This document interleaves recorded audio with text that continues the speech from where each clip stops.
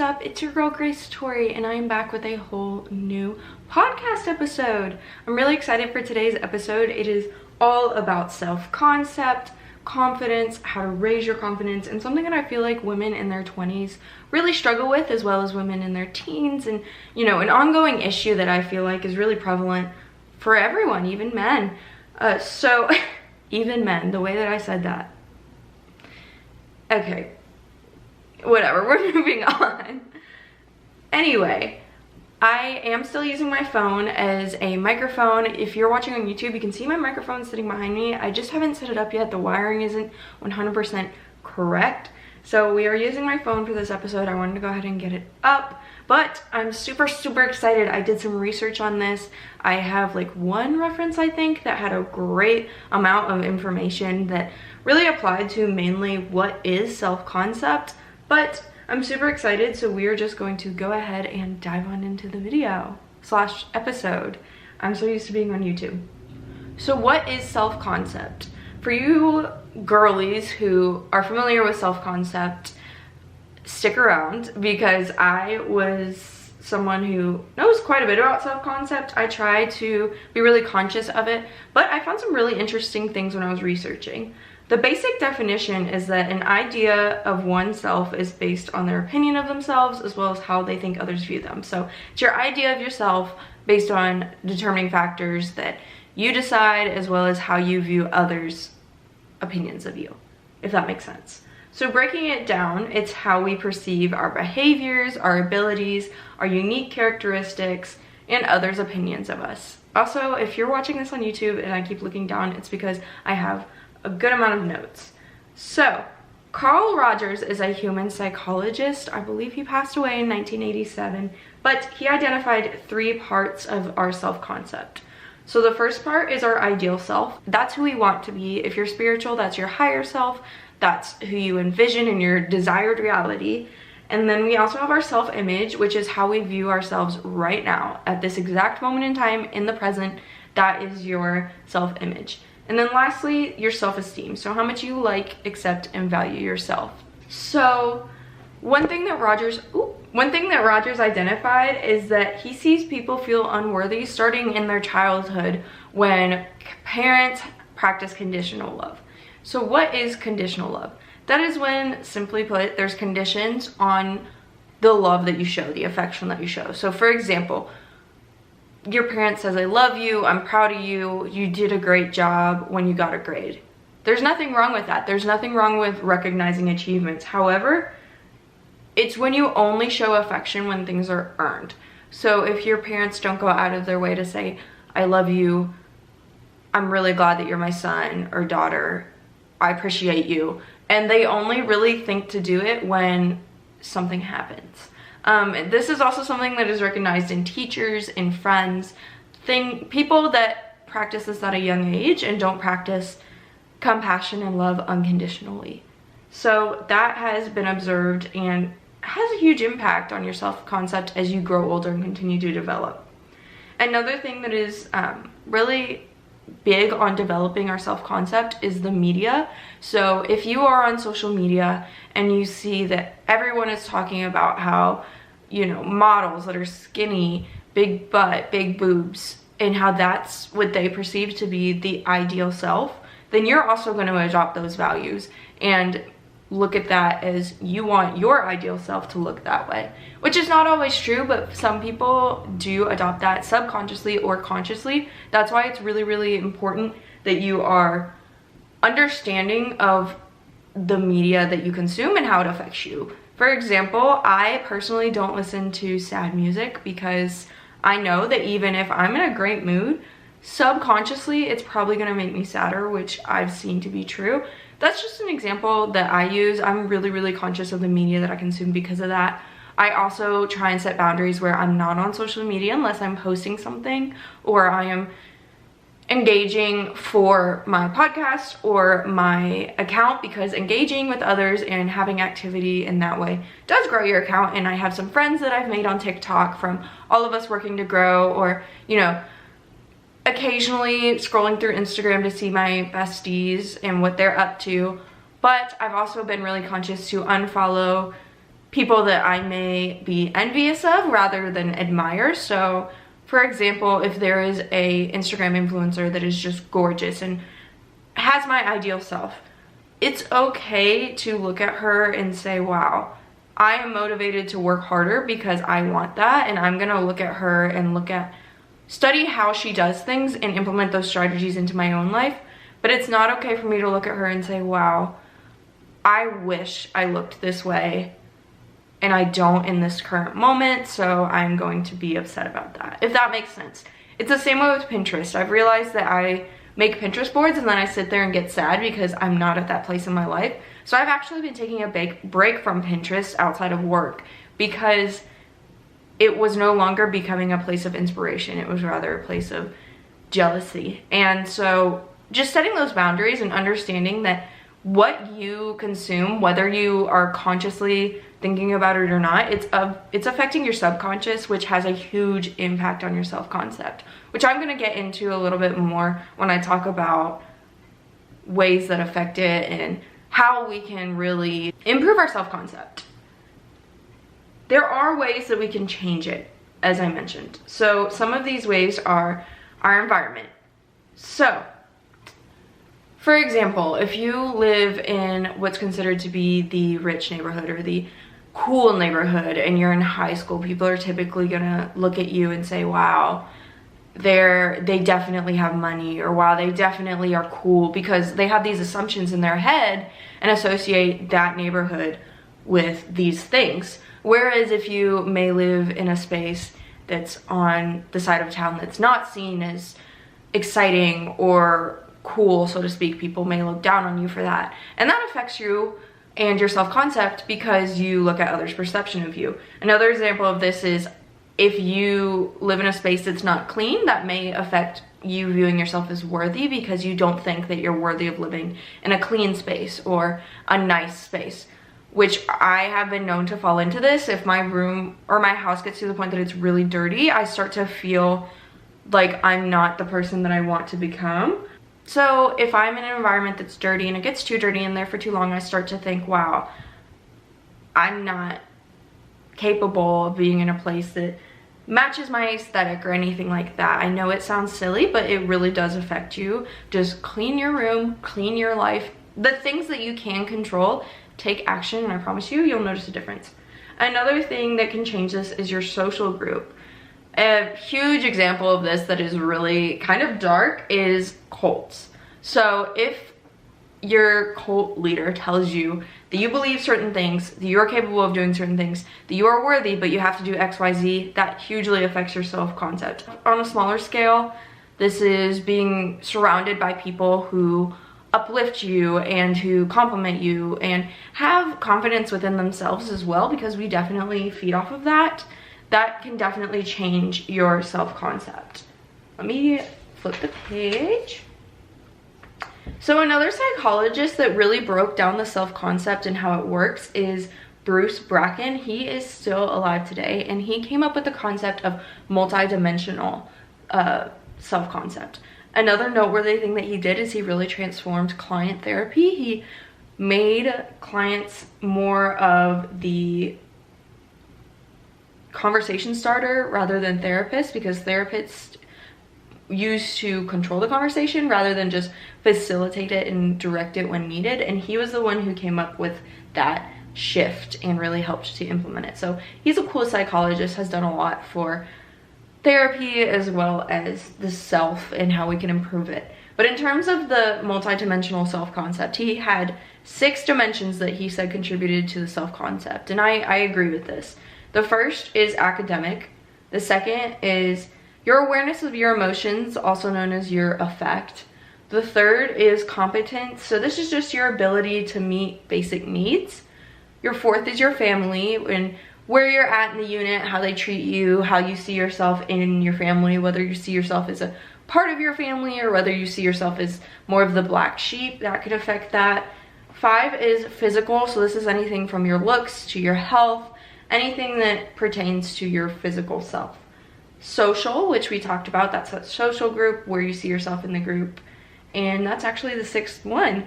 So I agree with all of these. He also came up with a scale called the multi-dimensional self-concept scale, and it's an assessment that you can do.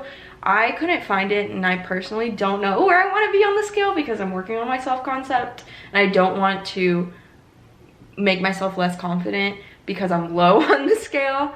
So I did not take it, but it's out there. It's Bruce Bracken multidimensional self-concept scale if you're interested in looking into that. If you do take it, definitely let me know. So all this to say, why does your self-concept matter? Why does being confident matter? Why does self-esteem matter? Can you go through life with a low view of yourself and do well? Can you still thrive? Let's talk about it. So your self-concept as well as your confidence impacts your decisions. This could be anything from which shirt to wear to which career you want to pursue. So this really is a super small scale to a super high scale. An example of this is if your self-concept is low, say you're trying to lose weight, but you don't believe that you're worthy of having that body that you dream of, or you don't believe that you're capable of doing it. You don't believe that you're capable of following through. When you decide what you're going to eat for dinner, you are probably going to choose something less healthy that's not going to help you reach your goal, because in your mind you're thinking, well, I'm not going to reach it anyway, I'm not capable of doing that. Whereas if you're confident in yourself and confident that you can reach that goal, then you may eat something healthier that will help you pursue that goal and reach it. Next, this also improves your self-esteem. So if you have better self-concept and confidence, you are going to have better self-esteem. So you're going to feel more secure in yourself. You're going to feel that you are worthwhile and worthy, and you're also going to be more confident in your abilities. So you're going to have less self-doubt that you're not able to do something, achieve something, look a certain way, whatever context you want to put it in.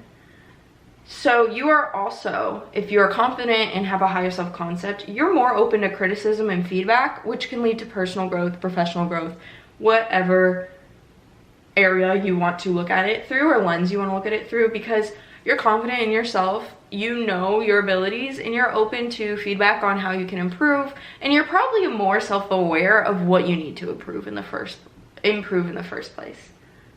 Another thing that it affects is your law of attraction as well as your affirmations. If you're someone who is spiritual, this is something you probably know about. If not, and you're not interested in hearing about this, no worries, I'll be brief. But if you are attracting something, you probably know already that if your self-concept is bad, you're not going to attract anything. If you do, it's going to take way longer and be way harder. But as soon as your self-concept is better, you're gonna start attracting things, because positive energy attracts positive energy, right? Like energy attracts like energy. So you can't vibrate at a low state, which when you have a low self-concept, you vibrate at a lower state, and expect yourself to attract high vibration and high energy things. So huge thing there. Your life will literally become better if you have a more positive outlook, a higher concept, things like that. It also helps us feel ready for life experiences and not shy away from them. You're confident in your abilities. You know that you can take it on and do it and get through it. And so you are more likely to take risks. You have healthier relationships with others. You are less dependent. You're more honest, and you set boundaries. We've found that you are more independent, which means that you have those boundaries and things that you need to talk about, things that others are willing to discuss with you. And you're more transparent because you are secure in yourself and less dependent on others, their opinion of you, and things like that. You're overall more content, you're happier because your self-concept is higher, you know your abilities, and you know you're gonna be okay, and you're capable of getting out of anything that may be thrown your way. I can't talk today. It's a Wednesday. I also have a really high fever. I know you can't tell because I'm doing my best to get away from it. I also have a lot of ibuprofen in my system right now. That's why I chose to film this right now, because I'll probably just tank later. Also, you're not as easily pressured or influenced, which could keep you safe. You could be in a position where someone may pressure you to do something that may not be beneficial for you, may not be safe, and if you're confident in yourself, you know your worth, and you know that that's not a path that you want to go down and is not going to help you reach your ultimate goals, then you're less likely to do it. You're resilient. So you can put failures into perspective and learn from them rather than look at them as a direct reflection of you and your worth. They become more detached and you see them through a lens of improvement rather than directly correlating them with who you are and what you're capable of.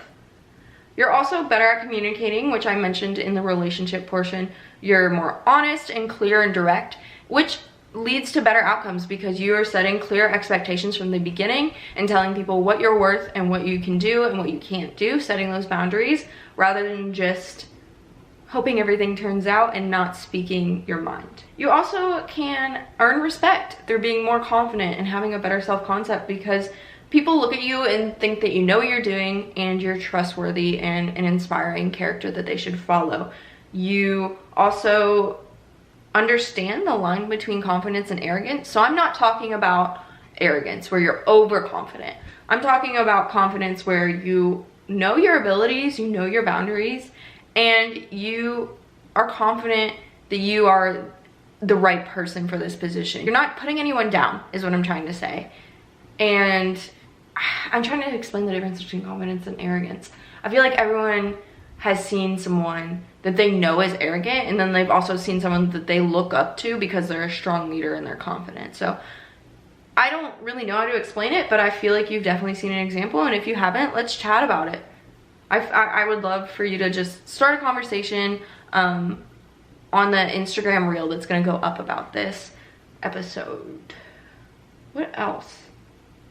It helps manage anxiety. So I'm not talking about clinical anxiety. I have clinical anxiety, and having a strong self-concept is not going to solve all your problems. It'll definitely help, but if you think that you need professional help in that aspect, please go get professional help and don't think that this is a free pass.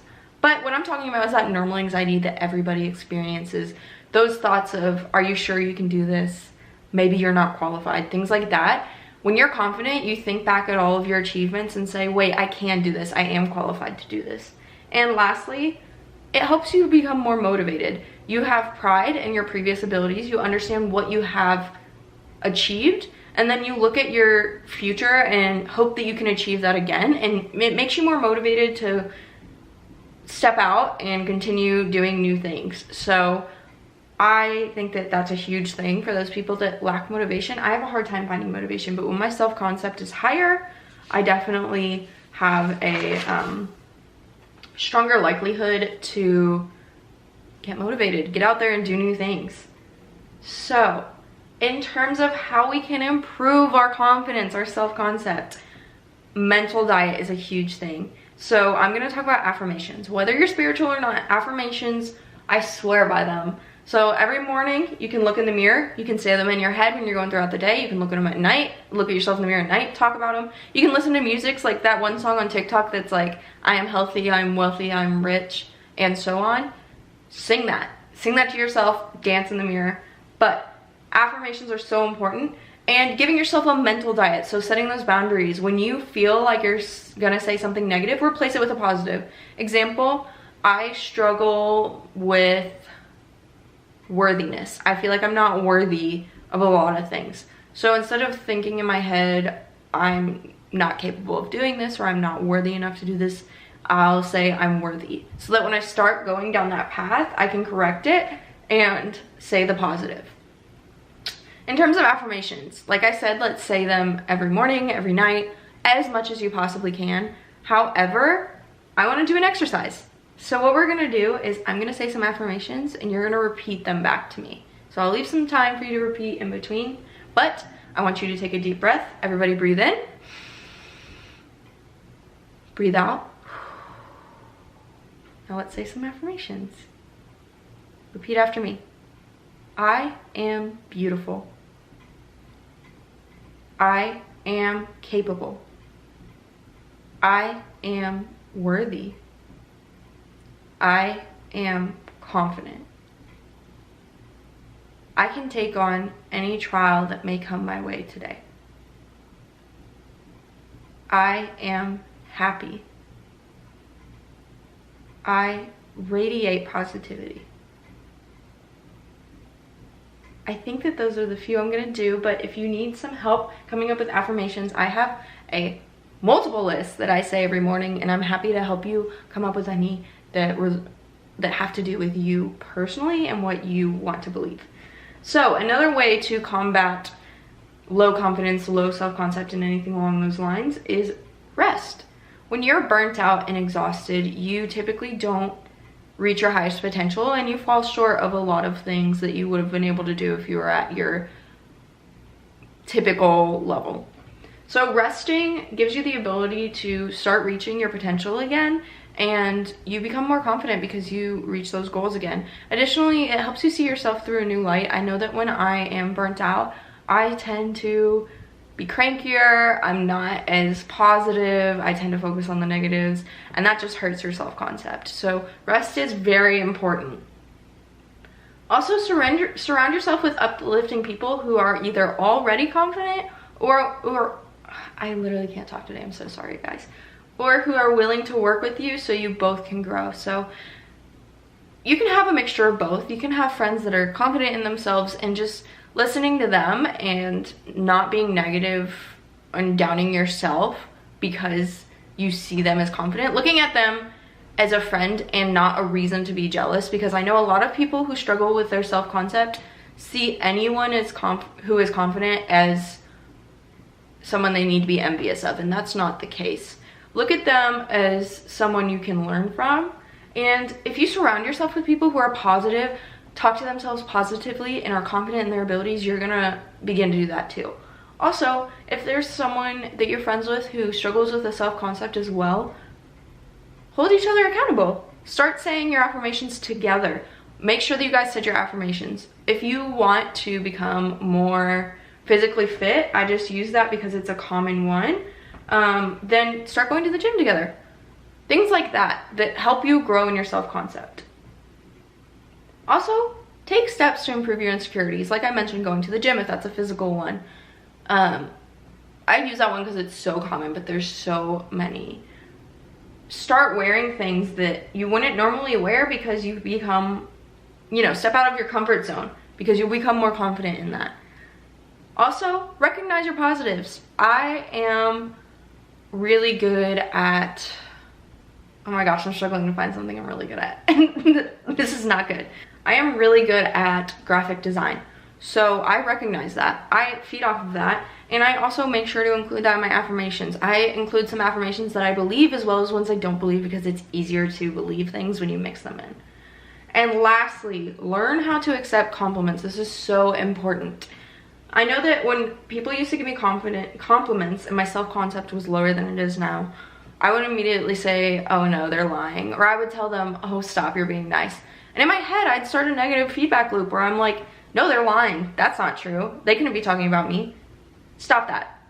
Stop that right now. When someone gives you a compliment, be like, thank you, accept it, and in your head be like, wow, they are right. Even if you don't believe it, start affirming it because you're gonna learn to believe it. Say, wow, they're right. This is so true. Thank you so much. In your head.